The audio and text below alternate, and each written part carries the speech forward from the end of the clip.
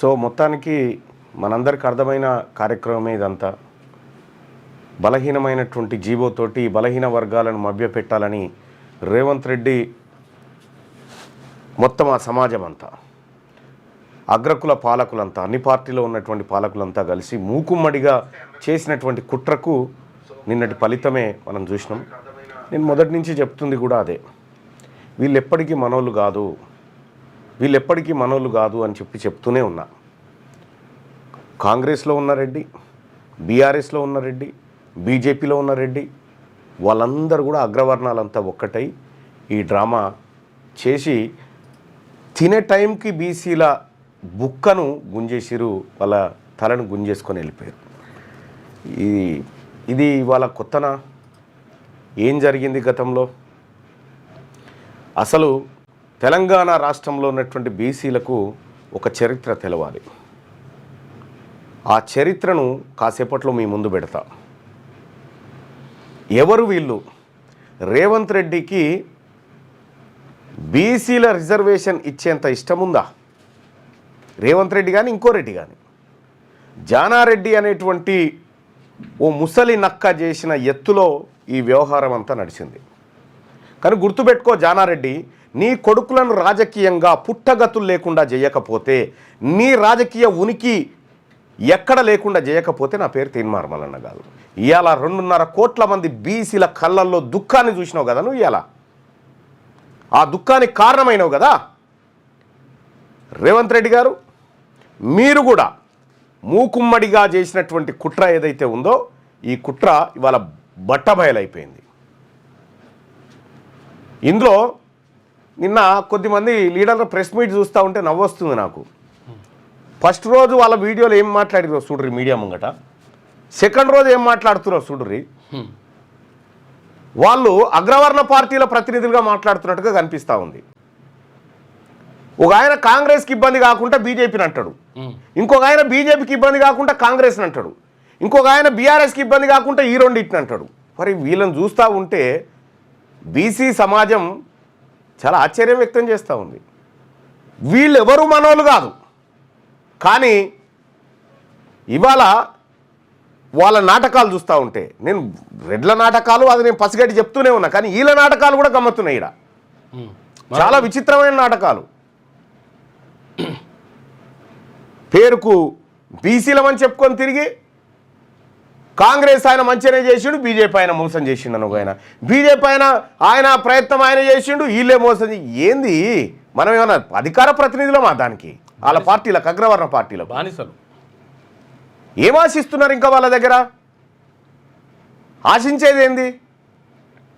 మీ బయటలు ఇక్కడ వేస్తే జనం, మొన్నటిది ఇయ్యాలది వేస్తే జనం చీయనేటట్టురు. అవి ఆ పరిస్థితి కనిపిస్తూ ఉంది. ఏం జరిగింది? ఈ జీవో కొట్టుడు పోవడానికి కారణమేంది? నేను ముందే చెప్పిన సోదరులారా, నేను చెప్పినా లేదా మీరు ఒకసారి ఆలోచన చేసుకోవాలి. ఇప్పుడు కాదు నేను చెప్పింది, అసెంబ్లీ సమావేశాలు జరుగుతున్న సమయంలో సభలో చెప్పిన ఈ మాట. ఎందుకు చెప్పిన సభలో అంటే, కులగణన రిపోర్ట్ను సభలో పెట్టలేదు, ఎంపారికల్ డేటాను సభలో పెట్టలేదు, డెడికేట్ కమిషన్ రిపోర్టు సభలో పెట్టలేదు. ఇవి ఏవి పబ్లిక్లో పెట్టకుండా సీక్రెట్ డాక్యుమెంట్గా పెట్టినటువంటి పరిస్థితుల్లో ఈ బిల్లు ద్వారా 42% రిజర్వేషన్ రాదనేది నేను బల్ల గుద్ది మరీ చెప్పిన. కావాలంటే మళ్ళీ ఒకసారి బయట చూడండి, నేను చూపిస్తా నేనేం చెప్పినా ఒకసారి చూడండి. ఈ బిల్లు ద్వారా పోయి 42% రిజర్వేషన్ వస్తుందా అధ్యక్ష? గుండె మీద చేసుకొని చెప్పమని ఇక్కడ ఉన్న వాళ్ళని. ఇది సాధ్యమయ్యేదేనా? ఎంతవరకు సాధ్యమని చెప్పడం ఒకసారి ఆలోచన చేయండి అధ్యక్ష. ఇది ప్రజలను మభ్యపెట్టడానికి కాకపోతే దేనికోసం అధ్యక్ష? ఇది రాజకీయాల కోసం కాదా అధ్యక్ష? వాస్తవానికి ఈ బిల్లు ద్వారా పోయి 42% రిజర్వేషన్ వస్తుందా అధ్యక్ష? గుండె మీద చేసుకొని చెప్పమని ఇక్కడ ఉన్న వాళ్ళని. ఇది సాధ్యమయ్యేదేనా? ఎంతవరకు సాధ్యమని చెప్పడం ఒకసారి ఆలోచన చేయండి అధ్యక్ష. ఇది ప్రజలను మభ్యపెట్టడానికి కాకపోతే దేనికోసం అధ్యక్ష? ఇది రాజకీయాల కోసం. ఇది నేను ఆ రోజే చెప్పిన, వీళ్ళు ఆర్డినెన్స్ తీసుకొచ్చిన రోజు చెప్పిన, వీళ్ళు బిల్లు పెట్టిన రోజు చెప్పిన, ఇది నిబంధనలకు అనుకూలంగా తయారైతున్న బిల్లు కాదు. ఇది పుట్టుకతోనే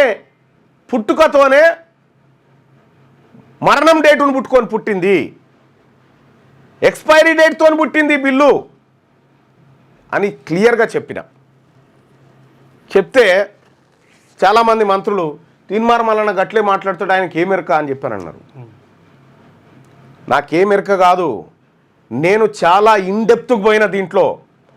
ఈ వర్గాలకు బీసీలకు న్యాయం జరగాలంటే ఏమి చేయాలనే దాంట్లో 1952 దగ్గరికి కూడా పోయిన నేను. ఆ రోజు నుంచి ఏం జరిగింది, ఎక్కడికి వచ్చినాం, ఏం లెక్క మొత్తం అన్ని పరిశీలించి నేను సభకు వచ్చి మాట్లాడినా. ఉత్తగా మాట్లాడలే, అధికారులు రాసిచ్చే చిట్టీలు చదివే టైప్ కాదు నేను ఇన్డెప్త్గా పోయి మాట్లాడినా. కులగణనను కేవలం అప్పర్ క్యాస్ట్ జనసంఖ్యను పెంచుకోవడానికి వాడినరు, బీసీల కోసం కాదు అని చెప్పిన. కాగితాలు తలగబెట్టిన ఇక్కడ నేను కాగితాలు తలగబెడితే కాంగ్రెస్ పార్టీ నుంచి నన్ను సస్పెండ్ చేయించింది రేవంత్ రెడ్డి. మరి ఇవాళ నేను గాలబెట్టినా కదా, ఇప్పుడు నీకు జీవో కాగితాన్ని ఎడదలగబెట్టమంటావు, జీవో నెంబర్ 9ని ఎడదలగబెట్టమంటావు. నేను ఏదైతే చెప్పినో అదే జరిగింది. నేను మొదటి నుంచి చెప్తానే ఉన్నా, వీళ్ళు ప్రజల్ని మోసం చేస్తూ ఉన్నారు, వీళ్ళు ప్రజల్ని మభ్యపెడతా ఉన్నారు, ఇది కేవలం రాజకీయ అవసరాలు తీర్చుకోవడం కోసం చేస్తున్న ప్రయత్నంగా చెప్తూనే ఉన్నా. మీ వ్యాపారం అభివృద్ధి కావాలని కోరుకుంటున్నారా? అయితే వెంటనే క్యూనస్ని సంప్రదించండి. Schools, colleges, banks, shops, office promotions, land promotions, political promotions, restaurant promotions, hospital promotions, పుట్టినరోజు వేడుకలు, శుభకార్యాలు, వ్యాపారాలు ఏవైనా, సందర్భం ఏదైనా ఇప్పుడే క్యూనస్ ద్వారా తెలియజేయండి. మీ వ్యాపారాన్ని అభివృద్ధి చేసుకోండి.